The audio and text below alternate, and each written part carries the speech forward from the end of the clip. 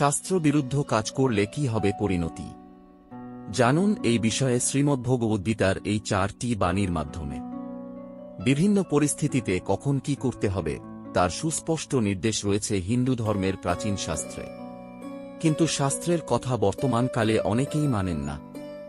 শাস্ত্রের নির্দেশ না মানলে সেই ব্যক্তির ভবিষ্যতে কি পরিণতি হতে পারে সেই বিষয়ে গীতাতে কি বলা আছে দেখে নিন। বর্তমানে হিন্দু ধর্মে এমন বহু প্রথার উপস্থিতি লক্ষ্য করা যায় যা শাস্ত্রসম্মত নয়। কলিযুগে ইচ্ছামতো তীর্থ, যজ্ঞ, পুজো, উৎসব ইত্যাদির প্রচলন দেখা যাচ্ছে। 16 সংস্কারের বৈদিক রীতি ত্যাগ করে অন্যান্য রীতিনীতিতে কর্ম করতে শুরু করেছেন অনেক মানুষই। এমনকি ঈশ্বর, দেবীদেবতার পরিবর্তে জীবিত ব্যক্তি, পূর্বপুরুষ, পিশাচ, তথাকথিত সন্ত, গুরু ইত্যাদির পুজোয় লিপ্ত হয়েছেন বহু ব্যক্তি। এমন পথভ্রষ্ট ব্যক্তি সম্পর্কেও গীতায় উল্লেখ করেছেন কৃষ্ণ। এদের সম্পর্কে গীতায় উল্লেখ আছে।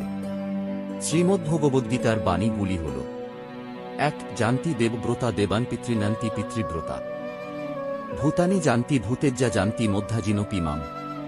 অর্থাৎ যারা দেবতাদের পুজো করেন তারা দেবতা লাভ করবেন। পূর্বপুরুষকে পুজো করলে সেই ব্যক্তি পূর্বপুরুষের কাছে পৌঁছবে। ভূতকে পুজো করলে ভূতের কাছে যাবেন।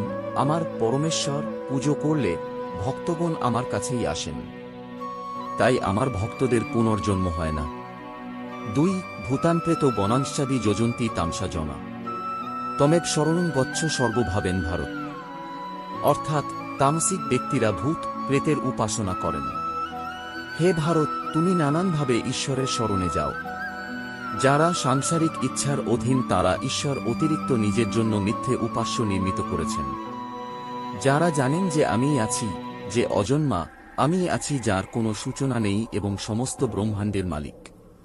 3.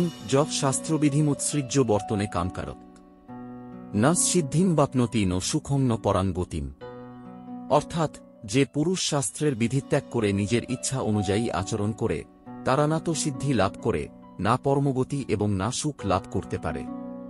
4. তস্মাচ্ছাস্ত্রং প্রমাণং তে কার্যাকারও ব্যবস্থিত জ্ঞাত্বা শাস্ত্রবিধানোক্তম কর্ম কর্তুমিহার্হসি। অর্থাৎ এতে তোমার জন্য কর্তব্য ও অকর্তব্যের ব্যবস্থায় শাস্ত্রই প্রমাণ।